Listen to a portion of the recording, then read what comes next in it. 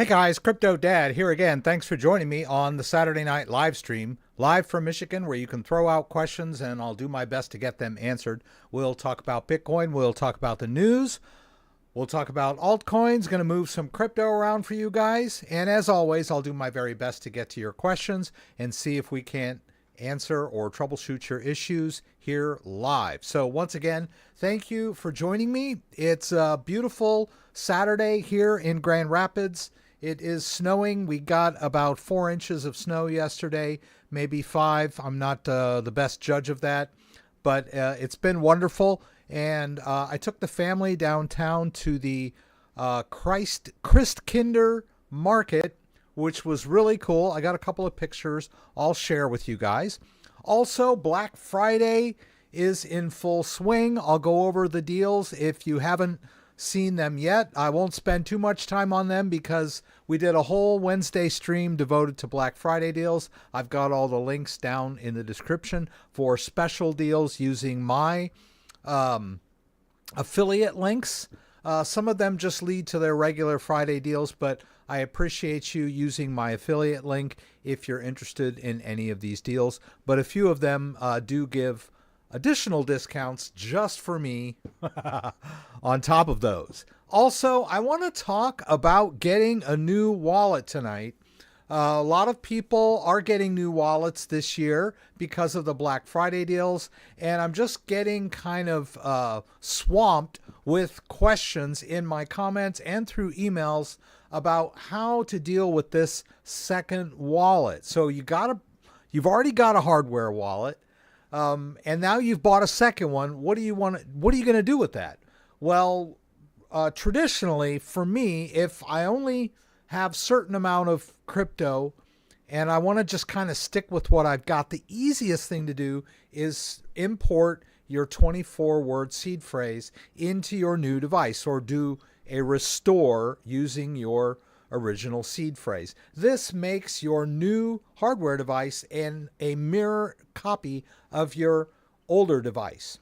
And so basically what you can do is just start using the new one with your existing accounts, and then your older one can be used as backup.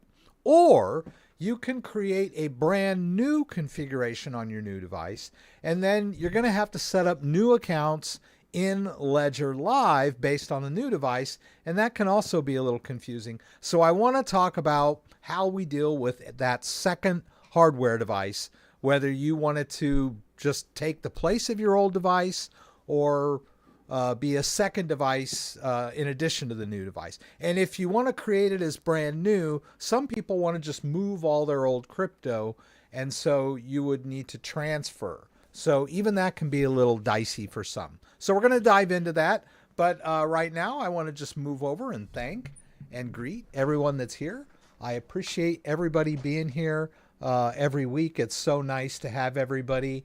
Happy holidays. Hope you all had great Thanksgivings. Kenny is here. W is here. I answered your question about that new token Hyperliquid. I checked it out. You can't buy it on any exchanges. They have a DEX where their own DEX where you can buy it, but I was blocked from using it because I'm in the wrong area. I'm assuming that means the US. So a lot of coins are like that. I don't know. It just depends on your risk appetite. But yeah, you want to get in early as soon as they debut, but you also want to maybe wait until they're listed on some more bigger exchanges. A brand new coin that you can only buy from them. Just think about it, right? So Andreas is also here. Thank you for being here. Andreas, Mark Slosberg from Slovakia. Capital. What's the drama with Ledger? We'll talk about that. That's been a couple years now, but I would like to touch on that for those of you who might still be getting FUD based on that. There's a lot of FUD around Ledger Recover, and so I want to give you some information and some links to maybe ease your mind about that stuff. The long and short of it is that it's optional, and Ledger cannot see your private key. They cannot extract your private key. And even if you're using Recover, Governments cannot demand that the people that are storing the private key hand it over even with a subpoena. It's just not physically possible. It's like the FBI pointing a gun at you and saying, open up your computer. Well, you might. That's not a good example. But it's physically impossible. Like if the FBI pointed their gun at my head and said, open up so-and-so's computer, and I didn't know their password, then I would have to say, I'm sorry, it's physically impossible for me to open their computer because I don't know their password. So maybe that's a better analogy. It would be physically impossible for these guys to hand over they could hand them over, but they'd be encrypted and the FBI wouldn't know what to do. I know, of course, there's going to be paranoid guys out there. Oh, maybe they have hacks. I'm going to say, no. All of the stuff on Ledger Recover is open source. You can go and read it. Anyway, we'll get into that. Let me finish thanking everybody. Drew A is here. Mr. Miskey is here. Mobile Android, Dusted in Shadow. Gregory Wieland sent me some emails. I was happy to help him. I'm glad that he got it straightened out. I think it was an issue of an old device that wouldn't update. And so he also had a brand new issue. I'm sorry, he also took delivery of a brand new ledger while he was going through all this. And he basically did what I was saying, which is restore the ledger using his seed phrase, and then everything worked out. He was able to get access to all of his previous accounts. So yay, that's great. And I was more than happy to help you. Hans Hannah 350. Simona Mullen, thank you for being here. Bobby is here. Bobby, yes, Bobby. Goodness, I was thinking Brian, but it's Bobby. Thank you for being here, Bobby. Always good to have you. Blanque, E. Poston, Nitin, Paul, JT, Paul for Crack. A lot of people here for the first time. G. Graham, good to have you. HR by Catherine from New York City. Thank you. PG is here. Okay, Paul, I'm not going to expose you, but I know who you are. And we were going to talk. I don't know if Alina is here tonight. We'll talk about that. And while we're on the subject, I do want to say congrats to Chris Barnhart. I hope you don't mind me saying your name, but Chris and PG were the only two people that gave me a response when I asked a question in my members community tab. I gave away a, where is that thing? It's around here somewhere. Oh, doggone it. Where is it? I gave away a ledger. Oh, it's over on my wife's table. I'm sorry. I gave away a Trezor Safe 5. And PG was the winner. We'll talk about it, but I gave Chris a consolation prize for participating. I've got 20 plus members. I mean, I'm trying to do right by you guys, and I did a little contest, and some people, I asked a question, hey, can you tell me 2 things I really recommend, why I like the Trezor Safe 5, and both Chris and PG gave me responses, and they were both correct. So I did a 50-50. But yeah, guys, when I do those, you can respond in the community tab. I know it's difficult because I have trouble finding the community tab, but you can respond to that. It's like a chat window, and it's like, I don't know how you get it, but if you're subscribed to my channel, I don't know what it looks like, but I'm sure you get some kind of alert. But anyway, I'll figure out better ways to give away crypto wallets and crypto related stuff, right? We're going to do more contests. And while we're on the subject of contest, Ace HD, last Saturday, you won a crypto tag Loki, the brand new crypto tag Loki, and you did not claim your prize. You have to claim your prize, which basically means emailing me so I can get your information so I can send it to you. So Ace HD, I don't know if you're in tonight, but please claim your prize. I'm going to have to start doing week expirations on these. Brian in our Wednesday night chat won a Ledger Nano X, and he has not claimed it yet. I need you to claim it. I begged you during the stream. Please email me. I have no way of contacting you if all you are is in the chat window. I mean, I could ask you for your address here in the chat window, but really what I need you to do is email me so we can start a conversation. I can get your shipping information and send you your prize. That's claiming your prize. So please claim your prizes so I can send them to you. Yeah. Okay. Let's talk about the Christkinder. A Christkindle market is downtown Grand Rapids. I think they have them in other places too.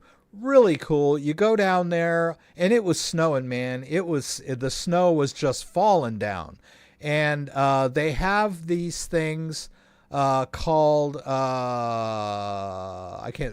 Racine.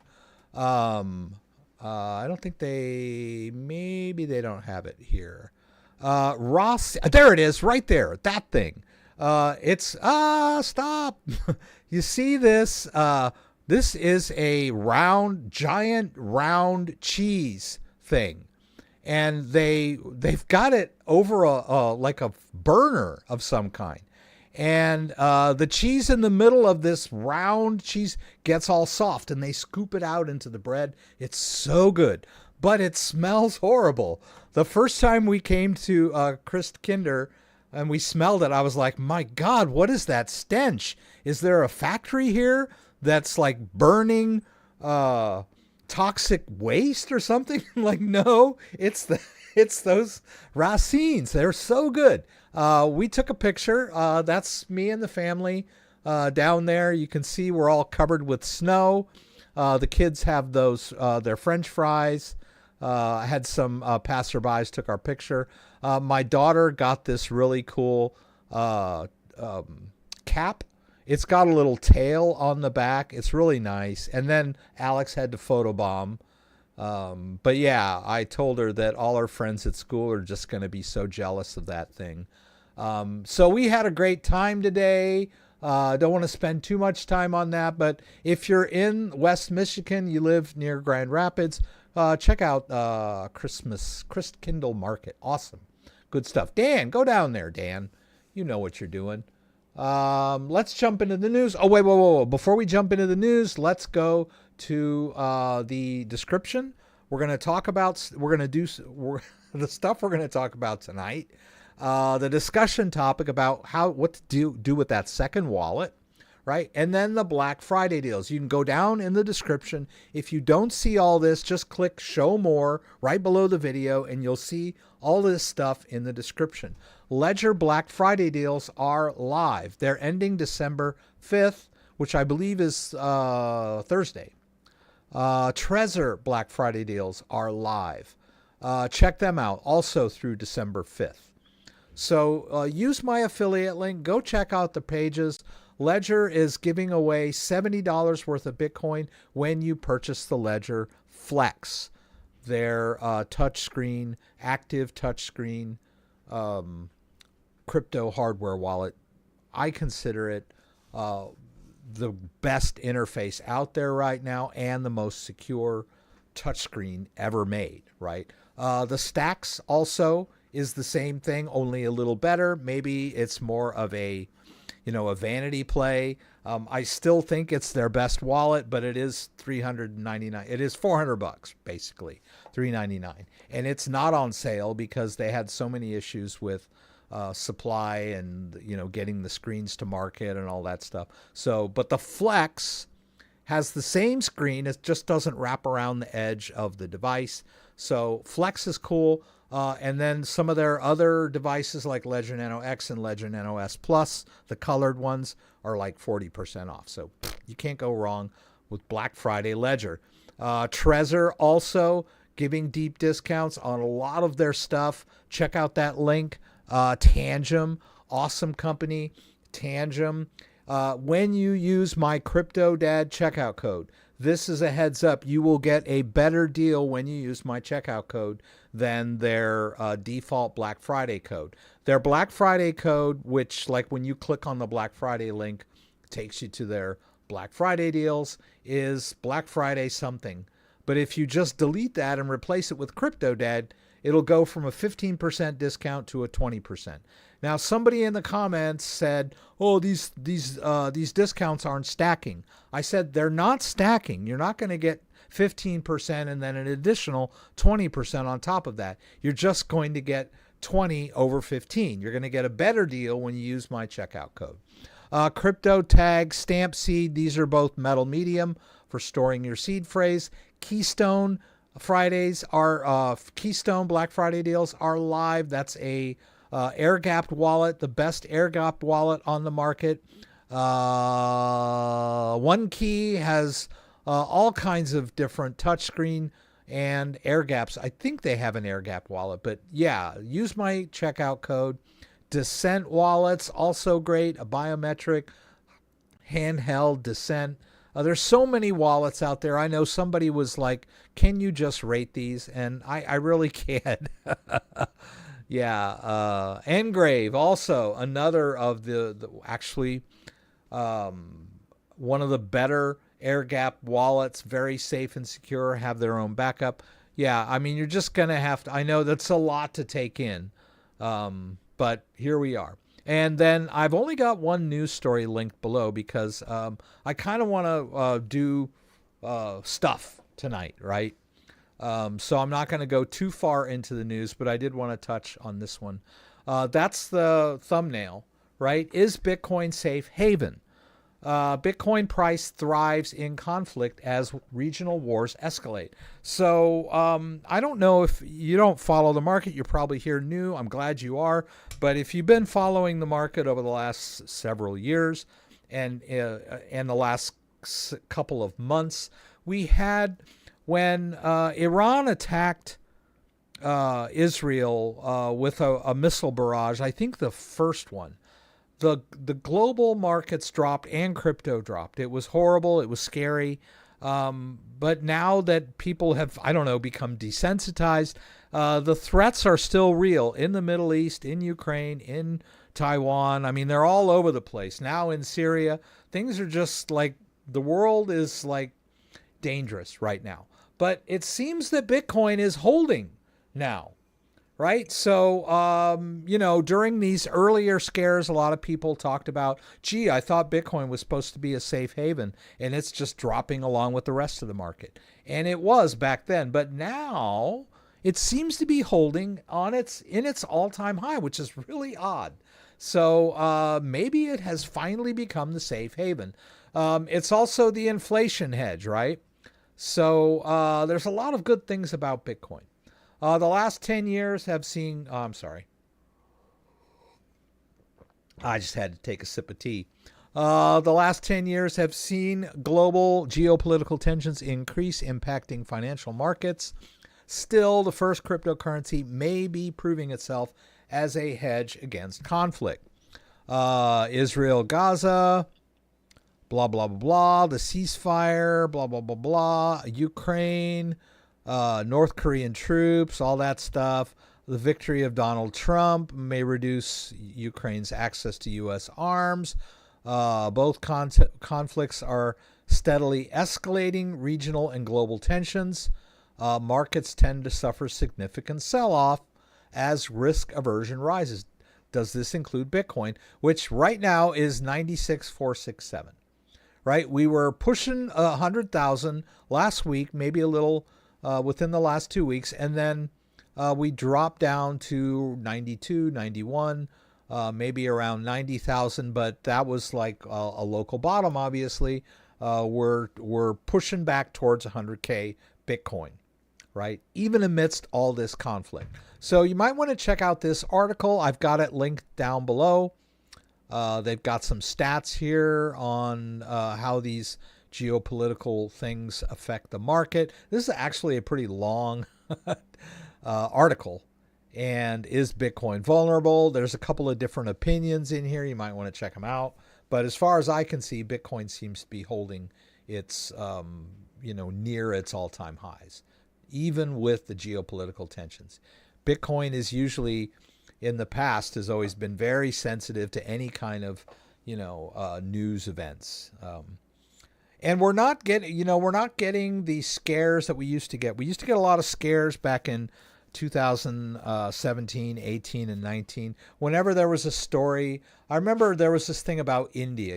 India was going to ban Bitcoin, or China banned Bitcoin. Anytime there were any stories about countries like going up against Bitcoin, they tended to like rock the crypto market like downwards. But I think Bitcoin is here to stay, right? I don't hear that many stories about countries that are trying to, banks that are banning Bitcoin and all that kind of junk. But there was like every time a story came out about India or China, the market was just like very sensitive to those kind of stories. Now it's like, boom, nothing can shake Bitcoin, even geopolitical tensions, right? So we'll see. Bitcoin price makes another run at 100K as U.S. traders return after Thanksgiving. I will just do a quick, I'll paste this story down below. I got to cap it. First, I'll cap it. Let's see here. That does it. Okay. And then I will copy this, and I'm just going to drop it down below in our news stories so that you'll be able to link to it. Just trying to make it easier on you. I don't want you to have to scour the internet looking for these stories I'm talking about. And there we go. All right. So, yeah, and I'll leave it to you to read that because I want to get into some stuff here. Like, first of all, I wanted to address the earlier question that, let's see, who asked that question? Doc Capital asked me this question. And so, let's see. Yeah. This issue has been around. First it was all about Recover, and then it kind of spread to Ledger itself. A lot of people were boycotting Ledger or just not buying Ledger or whatever, based on a lot of FUD surrounding the announcement of Ledger Recover, which is a backup service that allows you to back up your seed phrase to cloud storage. That's the simple part of it, but it is a lot more complicated than that. They break it up into shards. They use Shamir backup. They store it on 3 different servers in 3 different jurisdictions: France, Great Britain, and the U.S. And it's encrypted. Even if anyone had the 2 pieces necessary, it would still be encrypted. The only way to decrypt it is by the end user verifying his identity through a third-party identity verification. It is very complicated, but there are some links here, and I'm just going to grab these links and drop them in the description of this video in case you want to check those out. But I am not the only YouTuber that has come to the conclusion that most of this whole Ledger is stealing your private keys. Ledger is extracting your private keys. Ledger will give your keys to the government. All that stuff. That's kind of been hashed out, and I don't want to use the word debunked because that usually means that a fact checker has debunked a conspiracy theory with no proof whatsoever. They just use the word debunked, Oh yeah, that's been debunked, and you're like, what does that mean? Does that mean you don't have any proof? You don't give me any evidence. You're just using the word debunked. William Whites, thank you so much for that. Happy Thanksgiving to you. I'm glad you picked that one up. That's awesome.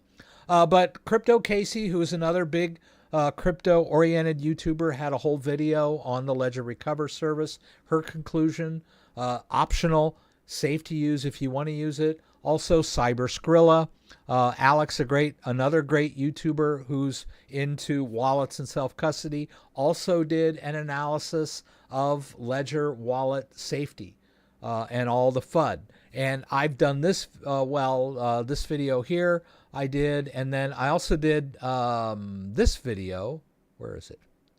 Should I use Ledger Recover? Another one that I'll just put this one in the chat window.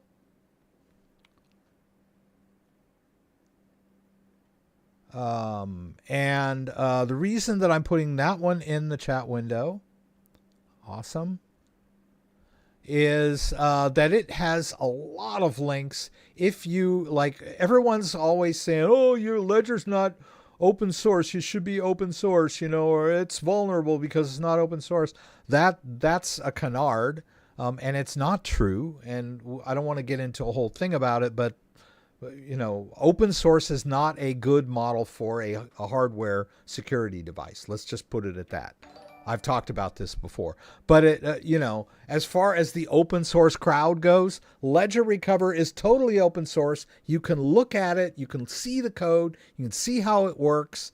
If you're worried about Ledger Recover, then, look at all these articles, and I've posted these articles and people come back at me and they're still moaning and groaning about, oh, this, oh, that. And I'm like, you obviously did not read any of this stuff, right? So this particular video, should I use Ledger Recover, has like links to what is Ledger Recover, who is CoinCover, who is Escrow Tech, who is Tessie Business, on FIDO, the digital identity third-party service, Veritas, another third-party identity service. All of these companies are involved in Ledger Recover. And if you want to know more, I've got all the links you need to learn everything about it. It is not a backdoor. It is not a way for governments to demand private keys from companies, right? Physically impossible because of this little thing we call encryption or cryptography. Advanced cryptography. That's what makes cryptocurrency possible, is advanced cryptography. And so, you cannot hack the blockchain because of advanced cryptography, and you cannot hack Ledger Recover and the way they store those keys because they use all of the same concepts and procedures when they do this Ledger Recover storage. Or you don't have to use it at all. Just don't use it if you don't trust it. It is completely optional, and the fact that it can be done is not a vulnerability because the Ledger device has always had the ability to utilize the private key locally by using the buttons. That's what you do every day when you authorize transactions. You authorize a transaction physically on the device by using your fingers or your thumbs. And that's exactly how Ledger Recover works too. You click the buttons, to initiate the recover process, right? It cannot be done remotely, right? Anyhow, I hope that's enough on that, right? Also, I did a video yesterday that got a lot of views, store and manage. Now, this is just what we did last week. I just ranted about it last week, and boom, here we are. I just edited that little section of our live stream, posted it, and people really gobbled it up. I'm really happy that people are starting to listen to stuff about wallets. It's great. Let me get caught up here. I'm so happy everybody's here. Let me go down. I mean, there's a lot of people here tonight. I just wanted to see. Let's talk about this contest here. I don't see Alina here.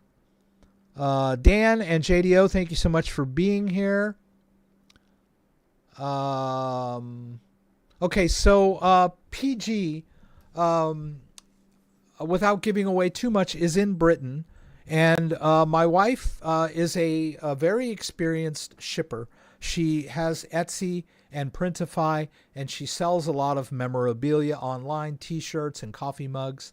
And she does really well. She knows a lot about shipping, but we went into this thing she has called Pirate something. It's like a shipping aggregator or something. She uses this, and it will it looks for all of the shipping options for an address, right? They'll say, okay, it costs this much if you use USPS. It costs this much if you use FedEx, and all the options, from price to. Anyway, we went through all that, and trying to put in your address pulled up some ambiguity. It didn't. It usually she puts in the part of the address and then it pops up, right? Well, yours didn't, and so we were a little confused. And then she told me that whenever she sells something internationally, she lets Printify handle it. Printify is the company that, they take her designs and put them on the t-shirts and ship them out. And they handle the shipping side of it, because we don't want it to end up in gosh knows where. But also, it wasn't cheap. I forget what the low end was, but the low end was 1 to 4 weeks. And anything above that, which was within the week or within a few days, was getting up along the order of $50-$60 for shipping. And so, PG, you talked about maybe just forfeiting the prize to Alina, and that's fine by me. I haven't seen Alina in the chat. Everybody else, if you want to just, if that's okay with you, just acknowledge that in the chat, or maybe you want to wait and I ask everyone else what they think we should do. I'd be more than happy, and the shipping cost is on me. That's no problem. It's just the time frame and the ambiguity of the address for where you live. It scares me a little bit. I don't want it to end up in shipping limbo. So just acknowledge what you think I should do. Everybody else in the stream, if you guys would think that, there's Alina. Alina's sleeping. Okay. Her dad is here under her profile. That's awesome. Yeah, I've talked with her dad. I'm curious if I'm wondering if you were contacted by CryptoTag, because I did forward your address. Oh yeah, cool. I did forward Alina's dad's email to Indy over at CryptoTag, my contact there at CryptoTag. So I'm curious if Indy has contacted you yet. He might be busy. CryptoTag is in the Netherlands. Yeah. So, oh man, I forgot my stroopwafel. The guys at CryptoTag sent me a stroopwafel.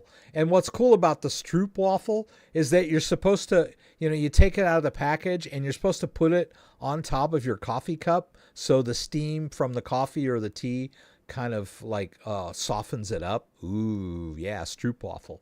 But it was upstairs. I was going to bring it down, but I did not. Sorry. Yeah, so I'll get in touch with Alina's dad and get the shipping information, and we'll send that Trezor Safe 5 to Alina. Great wallet. So I don't want to reveal too much about Alina and her dad, but everybody here in the live stream really likes Alina. She's been in several times, and she's only 16, if you can believe that. Just getting into crypto. Very sharp kid, if you don't mind me saying so. My daughter is 15. She's been using the Ledger Nano X for the last couple years. So, I gave her a Ledger Nano X when she was 11 or 12 or whatever it was. And my daughter really amazed me when I explained to her how to enter a passphrase on the Ledger Nano X. It's hard because the Ledger Nano X only has 2 buttons. And in order to enter a passphrase with letters and numbers and symbols, there's this really ganky menu that you have to use. And my daughter was just in it, and blam, she was so yay to the next generation of crypto holders. And we'll work out all the details. That's great. Let's talk a little bit. Let me go back here. Thank you so much, PG, also I'll figure out a way to send you a consolation prize of some kind, and we'll we'll just cross our fingers and ship it anyway. But it won't be something that's like high value like the Trezor Safe 5. So I'll figure out something very nice to send to you. Maybe a stroopwafel. No. We'll figure something out, something good to send to you. But I'll send it like the cheap way, the 1 to 4 weeks, and you'll get it when you get it, and you and I'll both be happy. I really appreciate you doing that for Alina. And so let's go back over here. Well, we'll go here first. I'm here in my little den. I've got the curtains closed. It's getting dark now. It used to be light during the live stream, but now it's not anymore. Oh, yeah. I wanted to tell you guys this story. When we went to the Christkinder, okay, I can't even say it, Christkindl Market, we went to the parking. And there was a guy there, taking the money and scanning people's credit cards for the parking, $20. And he had a coat on, but he was barehanded. And it's like 25 degrees, cold by most people's standards. And the snow was falling and everything. And I said, wow, no gloves? And the guy looks at me and he says, or I go, no gloves? You must be a true Michigander. And he looks at me and he says, no gloves? Come on. It's only the first snow of the season. I shouldn't even be wearing a coat. And he goes, well, I should probably be wearing shorts and sandals. He goes, yeah, I coach my kids' hockey team, and sometimes I'm out there on the ice with shorts and sandals. So that's true Michiganders, guys. Not afraid of the cold. I'll have to admit that I was cold. It was really cold. I should have worn extra pair of socks and my snow boots rather than my sneakers, because my feet got cold and my legs got cold because I wasn't wearing my long johns. So I was born in Fort Wayne, but I can't hold a candle to you Michiganders. More power to you. But let's go over here. Whoops, this one. Yeah, I just kind of wanted to do a short intro to this. And so basically, because of Black Friday and because of the bull market, there are a lot of people that have old Ledger devices, and because of all these great deals now, they're buying second devices. So, and I've been getting a lot of questions. I'm really happy to get questions in my comments and through email. If you want to send me an email, thecryptodad@gmail.com. One word, thecryptodad@gmail.com. Send me an email if you have a question about anything. Let's talk. Maybe I can help. But there's a lot of confusion out there because of all these different questions I get about what you really need to do with that second device. And so a lot of people are asking me, should I set it up as new and transfer my crypto over to the new device from my old device, or should I recover using my seed phrase? And so that's kind of been the dilemma. A lot of people are just not sure whether they want to have two different devices and maybe spread their crypto among those devices. And if they do that, how does that work too? How do you manage more than one device in Ledger Live? Well, I've got some videos on how to manage more than one device in Ledger Live, and we'll play around with that a little bit tonight, but it is possible. The trick is that when you add a new account, use it with a brand new device, you should label that account accordingly to indicate which device created the account, so you won't get confused and try to send crypto by having the wrong device attached. So we'll go over that. But migrating your cryptocurrency onto a new wallet using the restore process is usually the cheapest and the most simple way for most people that maybe only have one or two accounts in Ledger Live or even Trezor Suite. So let's say you just have some Bitcoin and you have some Ethereum in either Ledger Live or Trezor Suite, and you buy a new device and you're like, well, what should I do here? Well, if you create the brand new device as new and then you transfer crypto from the old device, you can do that, but you're going to have transfer fees, right? So you're going to take a financial hit or what we even think of it as you're losing a little bit of crypto by doing these transfers. If you restore your device using your seed phrase, the backup phrase that you got when you first set up your original device, the new device becomes a mirror backup. The seed phrase restores what they call the master private key to the new device, and now that device can manage all of your existing accounts. So you don't need to create new accounts. You don't need to go into Ledger Live and wipe it or do anything crazy like that, right? Your new device is interchangeable with your old device, and you've got a better device for managing your crypto, and your old device can now be used as a backup in case something happens to the new device. That is the most straightforward way, I would think, for most people, right? If you want to set it up as new, good for you. That's great. You'll just have to deal with kind of how to deal with that second device. It's not rocket science. It's not impossible to do. So let me show you on the device real quick. Let's go over to this guy. Not that one. This one. So if we have a device that's brand new, this is, I just reset this device earlier. And this is what it looks like. Let me see if it'll come into focus here. Whoops. Come on, baby. I know you can do it. Yeah, I usually have to edit these parts out of my videos. Okay, come on, baby. You were there. You were there. There we go. There we go. Come on. There we go. All right, so this is me turning on the device for the very first time, right? What just happened? Oh, okay. Whew. Thought the camera had left, or I had a tumor. All right, so you use this button here. I call it the right button. We click to the right. It gives us some instructions. And then it says press both buttons to continue. It's just a short, quick press, right? Now it's going to take us to some more instructions, right? They tell us to go download Ledger Live. You don't have to do this. You can set up the device or restore the device offline if you want to do that. Some people have asked me that. And then after you're done, you can connect to Ledger Live. But either way. All right, so we get to this, set up as brand new. Now, a lot of people, when they're doing restores, they think to themselves, well, this is a new device, so I guess I should set it up as a new device. No.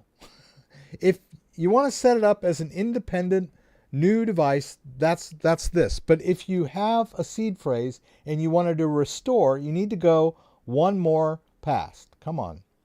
To this one, restore. Now, when you do restore, you click both buttons, and then it asks, and then you say, okay, restore from recovery phrase. Come on, camera. Don't give up on me now. Oh. This always happens when I'm live, right? Restore from recovery phrase. Come on. There we go. Or use Ledger Recover, right? But we're going to do restore from recovery phrase. You click both buttons again, you set your PIN, and then it starts asking you for the words, right? So that's in the initial setup, those are the choices that you need to make. Now, if you're on a Stacks or a Flex, poof, it's so much easier. I have a video on migrating onto a Stacks, and that video will work. It's that same video is interchangeable with the Stacks, the same interface, right? So let me find it here. I've done a lot of Stacks videos. Here. So I'm going to paste this into the chat window.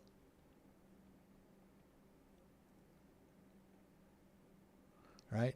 This is, where were we? Migrate, right? So this video gives you the step-by-step on how to migrate using a seed phrase from a previous device onto a new device. This, I'll probably do some other versions of this, but that's it, right? Very easy to migrate your existing wallets onto a new device, and then all you have to do is go into Ledger Live and just start doing what you did before with the old device. It's like you have an extra set of keys for your car, right? Some people, they get all, oh, what should I wipe Ledger Live? Should I delete my accounts? What do I need to, you don't have to do any of that, right? You just jump into Ledger Live and start using it, right? But notice here how I have my Ledger Live set up. This is if you make your device as brand new, right?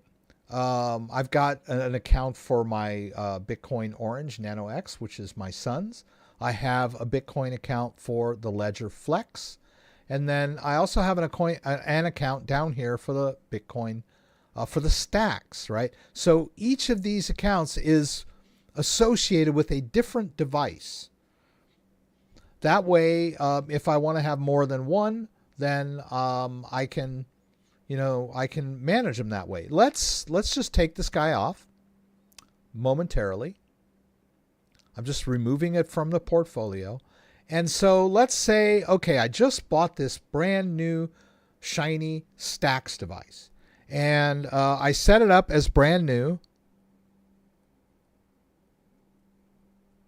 And how do I work with it, right? I already have like this Ledger Flex. Well, now why I would have bought a Stacks if I already had a Flex? Maybe I'm really rich, or I just want the best or whatever. But generally we're dealing with somebody has a Ledger Nano S or a Ledger Nano X and they bought a Stacks, right? But bear with me, right? So I connect my Stacks, right? I'll just give you a quick peek there. Stacks is connected, ready to roll. All right, and then we go back to, and the pin is entered, and it is in what's called the unlocked state. I don't know. I get so many people that ask me they're having trouble with connection, and my fear is that they've done everything right except unlock the device, right? My device is connected, but it still keeps saying, enter the pin, enter the pin. I'm like, enter the pin.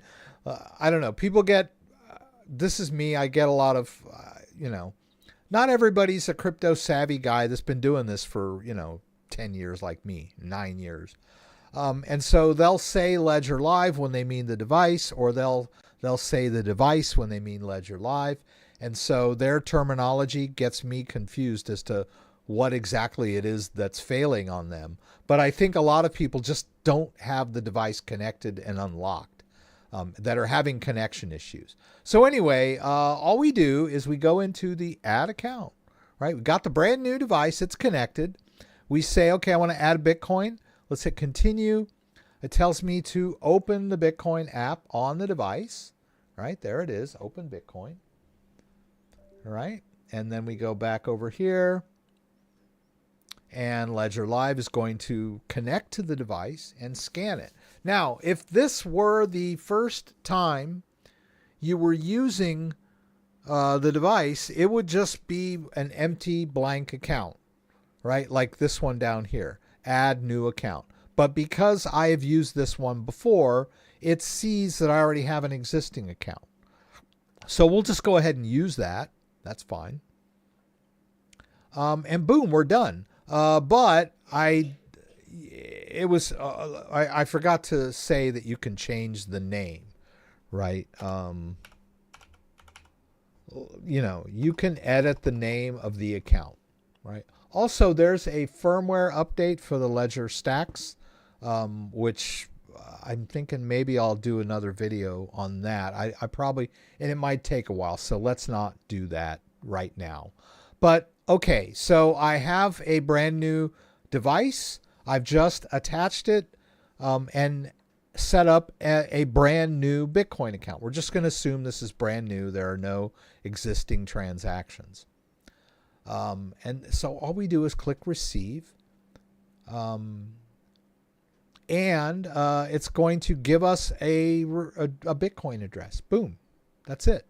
It also wants us to verify that on the device. This is the hardware check. Right? It's like, whoop, there it is. It's showing me that address. All right. And then we'll go back here. We'll click done. I have the address that I want to send to. Now I want to go over to a different account that actually has some Bitcoin in it. Right? This is our previous device. We'll do a send and bam, we'll just paste in the address. That's it. That's how you move Bitcoin from one place to another. I get a lot of people, well, can you show me how to do that from a Trezor to a Ledger? Could you show me how to do that from Coinbase to a Ledger? Could you show me how to do that from, this to that? It's like it's different. It's not different. It's all the same. All you need is the receiving address. You got it? Boom, you're done. You paste that in there. You say, okay, how much do I want to send? I don't know. Let's send $50 worth of Bitcoin. Now, here's the trick, though. When I try to authorize this, what's going to happen? It's going to ask me to open the Bitcoin app, right? And then it's going to throw an error message because, why? Because I'm trying to send from the previous device's account. The previous device, which I know is the Ledger Flex because I named the account Ledger Flex. So I need to have my Ledger Flex attached. So I get out my Ledger Flex, I attach it, right? I enter my PIN.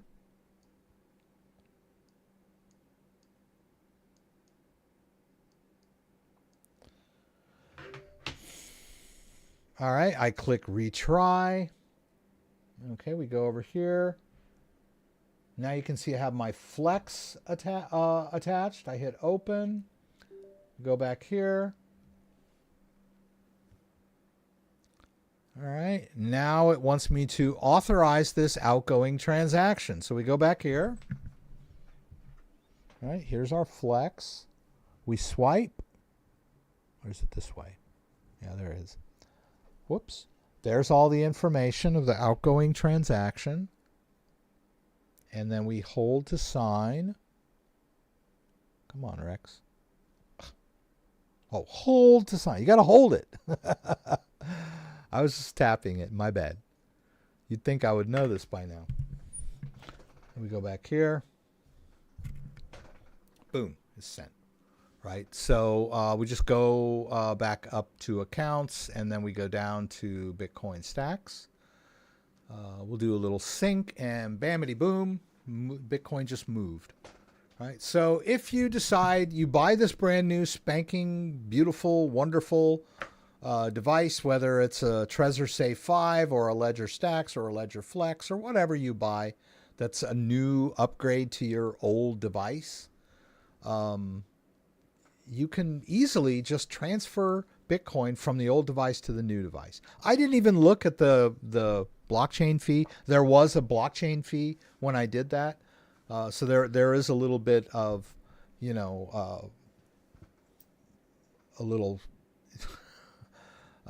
fees incurred, right, when I did that. But let's say I bought the new device and I was thinking, hey, maybe I don't want to put all my eggs in one basket. So maybe I just want to keep Bitcoin on the older device and put it in the new device, right? So there you go. You can set it up pretty easy in Ledger Live as an empty account, then just get the address and go back to the old device and send the Bitcoin over, all right?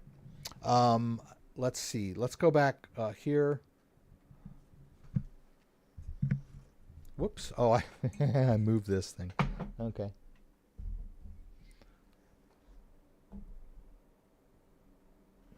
So we talked about, restoring an old device.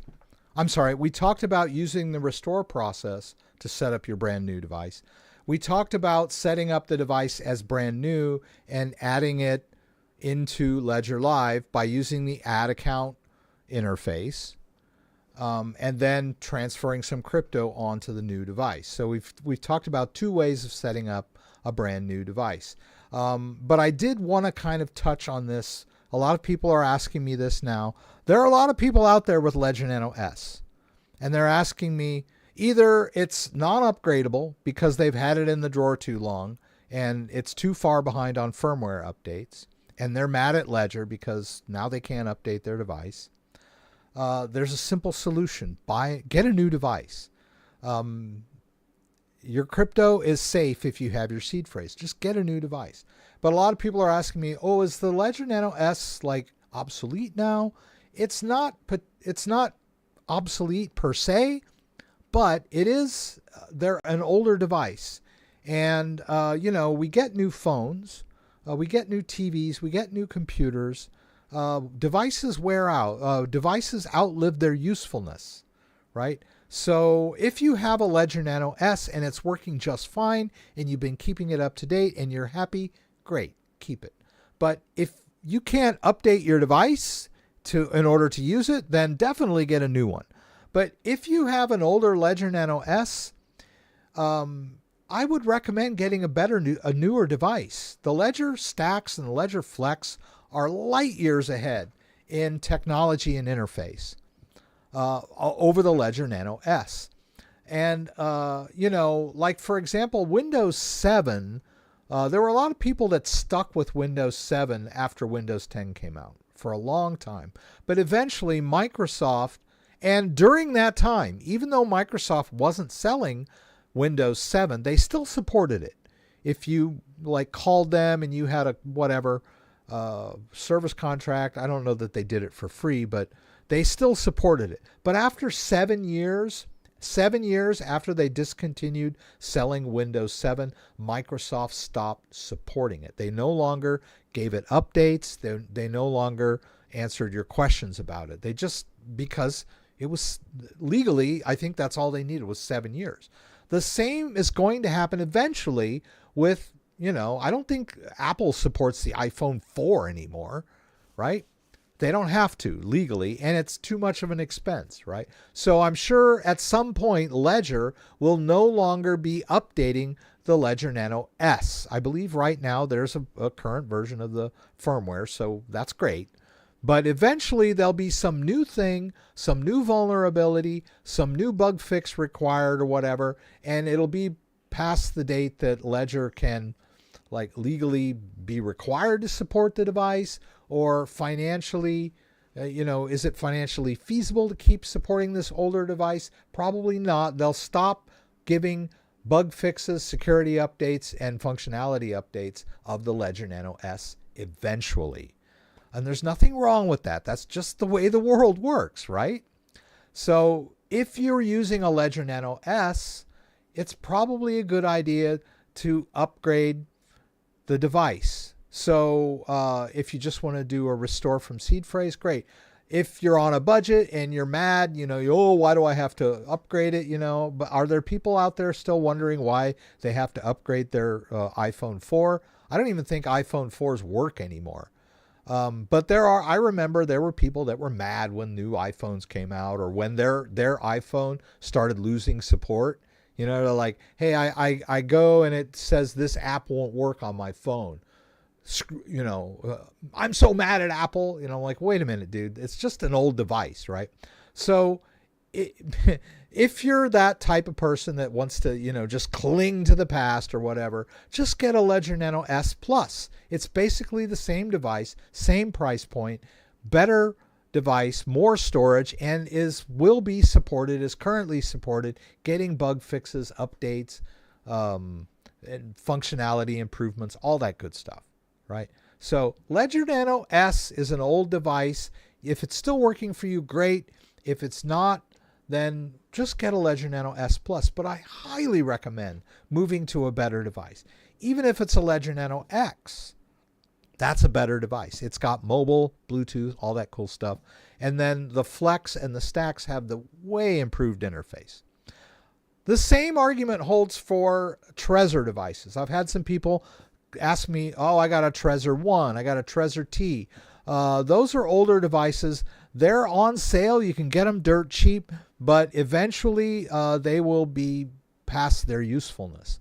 And Trezor will not be required legally to keep updating them. It's not a good business practice to keep updating like a a 10-year-old device or a 7-year-old device or whatever, right? So if you're using a Trezor 1 or a Trezor T, Trezor has much better devices now.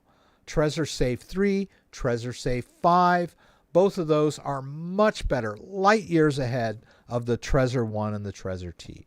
So take it from me that, don't get mad because, you have to spend money on a new device. Look at it as you're improving your experience. That's just the way I see it.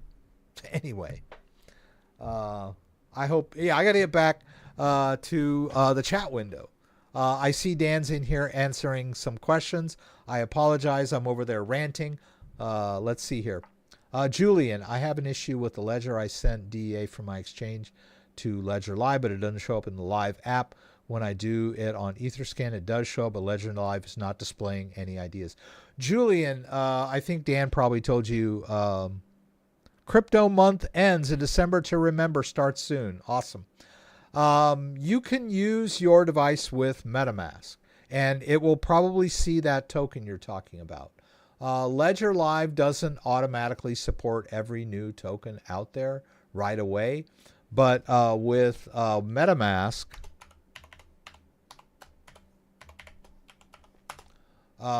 let's see, what's this token we're talking about? DEAI. Okay. Never heard of it. DEAI. Let's see what this is. Okay. Is it a... looks like an ERC20 token. It's just not supported in Ledger Live yet. No biggie, right? So we're going to go to MetaMask. And you can connect a hardware wallet, right? Right here. It says add hardware, add new account. You can add a hardware wallet. So you could connect your Ledger or Trezor and use these to manage, use MetaMask to manage these accounts, like the Ethereum accounts, right? So let's go to my Ledger stacks here. And let's go, where were we? We were here, right? I got the contract address of your coin, 01 Labs. We go to MetaMask. We go down here to, where's add token? Oh, here. Oh, they've changed it. Anyway, import a custom token. We paste in the contract address. All the rest of the fields are auto-filled. We hit next. We hit import, and now we can manage that token on our Ledger device, right? There's my Ledger stacks. It sees the Ethereum account, right? If we look over here in Ledger Live, my Ethereum stacks account, I can see some tokens, but not all, right? Basically, when I'm in Ledger Live, I have to wait for Ledger Live to support my token. When I'm in MetaMask, I can add the token manually. Why is everything? Oh, I'm already in the Windows or the browser tab, right? So you can see me. So if you do this, if you attach your Ledger device, like I showed you, like do this, add account, add hardware, click Ledger, connect your Ledger, go through all that, you will see your Ethereum balance and you will see your 01 Labs balance on your Ledger because you already moved it, right? But word of caution, I don't know how much you moved, but I get this a lot. Oh, I just moved like $5,000 worth of tokens to my Ledger. Where is it? Right? Don't just, please do small tests before you move huge chunks. I feel you. I get it. You know, Ledger's safe, so I'm just going to move my tokens on there. It took the address. I get it. But yeah, crypto tip, advanced crypto tip, always do small tests. Even the whales, when they do huge Bitcoin movements, like you read news stories about, wow, $1 billion worth of Bitcoin just moved into this whale wallet. But before they did that, there was a small test first. Whales know. Always do a small, even if you know what you're doing. I do small tests all the time. Please do a small test before you just watch your crypto disappear. But yeah, you should be able to see your 0 labs there using MetaMask. Anyone begin to layer out on Bitcoin? No one went to broke taking profit, and we all don't have the same goals. Yeah, Dan has a thing where there is a small percentage of an acceptable percentage of Bitcoin that you can sell as the price of Bitcoin increases over time. And if we look back to the past, right, from 20,000 in 2017, the bubble popped, and then it went down, and then it went back up, and then we were at 68 and 21, and the bubble popped and went back. If we look at the overtime performance of Bitcoin from 20,000 to 90,000 or 100K, however you want to think about it, this is a good strategy. And Dan has pointed out that you can sell little bits of Bitcoin to take profits, get back your return on investment or whatever, and the amount of Bitcoin that you will have left over will continue to gain, right? Yeah, I get it. If you're totally greedy, why sell any of your Bitcoin, right? But yeah, there are plans where you can sell small percentages of your Bitcoin to take profits. And, there's no reason, if you need money, if you want a return on investment, if you live in the real world, then yeah, sell parts of your Bitcoin if you want to, right? Or just sell altcoins that were hoping for a quick, run up or whatever, and just hang on to your Bitcoin or however you want to do it. But yeah, it makes sense to sell a little bit of crypto in order to get a return on your investment in dollars. Not that dollars are that big of a deal anymore. But yeah, that's a hard one to answer in chat. You can be on a bad DEX and have issues. Oh, who's Julian? Is the ETH lab called by Zero Labs? Yeah. If you moved your coins onto your ledger, you should connect it to MetaMask and add Zero Labs. Maybe that's the answer to your question. Test runs are a must. Does Ledger Live support Bitcoin runes? I do not think so. You have to use a special wallet for Bitcoin runes. Yeah. Yeah, the problem with profits, tax implications. Well, I'm not a tax expert. I'm just talking about realistically taking profits, and you're going to have to bite the tax bullet, someday. Like, I don't know how, unless you want to do, risk avoiding taxes by selling your Bitcoin on DEXs and, not reporting it to the government, if you want to risk that, or you can be afraid of tax implications and never sell anything and never enjoy any of the benefits of your crypto, right? Sorry, family, can't go on vacation this year. I'm holding my Bitcoin because I don't want to have to pay taxes on them, right? I don't mean to be facetious, but just think of it in those terms. Yeah, you're always going to have to pay taxes. Like, everybody, tells me about taxes like that's some kind of deal breaker. Well, taxes are taxes. You can't avoid it.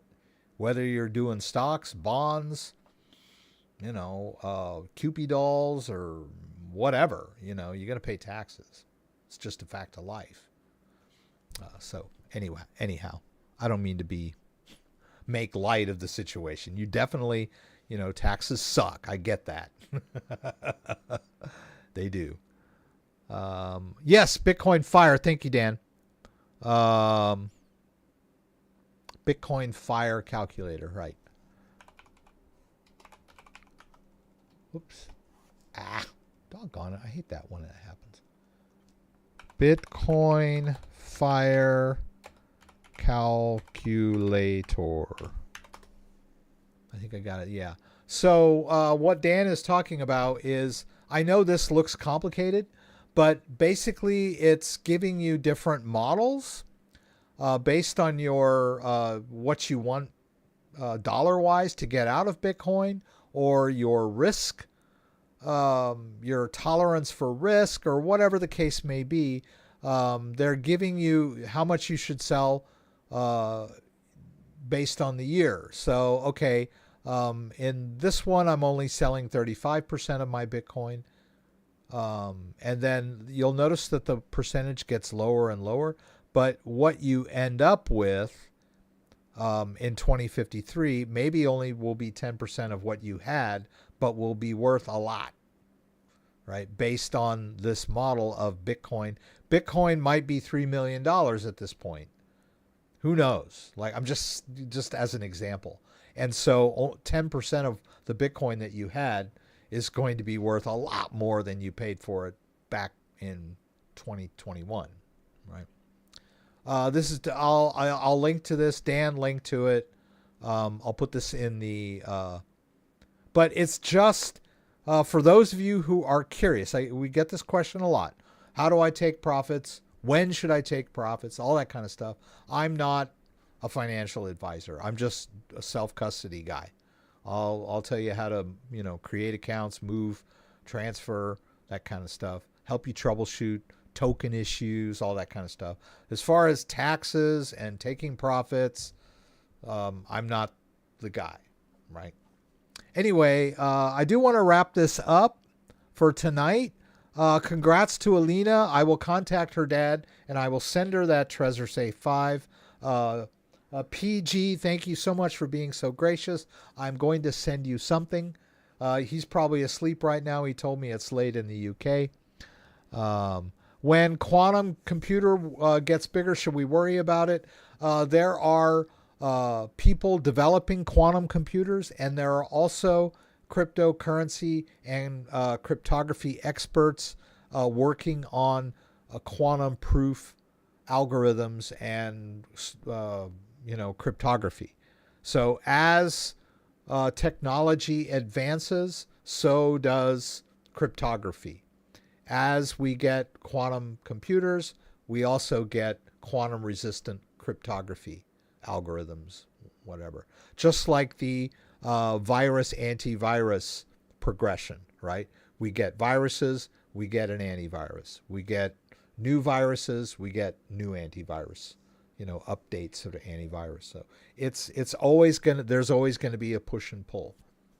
But yes, just because, and all this talk about quantum computing, they have nothing even close to cracking the encryption in Bitcoin. This is like, it's astronomical, right? And everybody, they just came out with a quantum computer that broke such and such. And if you read the story, it's just clickbait.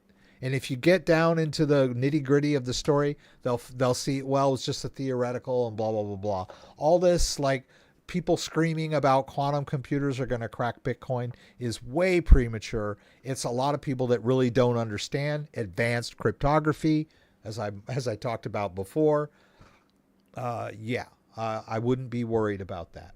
It's a long way off time-wise, and there are countermeasures to those types of computer algorithms, right? Cryptography itself can also be improved to withstand quantum attacks, right? So I personally would not worry about that stuff. Yes, I want to I want to wrap it up tonight. I want to thank everyone that was here tonight. I really appreciate everybody that's here every week. You guys really help me out encouragement wise. Thank you, William, for your generous donation for Thanksgiving. I appreciate that so much. Thank you, everyone that was here, everyone that asked questions. Thank you, Kenny, for the news and your camaraderie. Thank you, Dan and JDO, both of you, for being here tonight and moderating and answering questions while I was ranting. I appreciate it. Thank you, everyone that asked questions. Thank you, everyone that just came in and watched and just hung out. It's always nice to have you guys here. Next week, I will be here next week, 6 p.m. Eastern Standard Time. Please join me again for the live stream from Michigan, where you can throw out questions and do my best, and I'll do my best to get them answered, something like that. Yeah, and check out the Black Friday deals down in the description. Use my affiliate links. Help support me and the channel. I appreciate you all so much. and I will see you next week.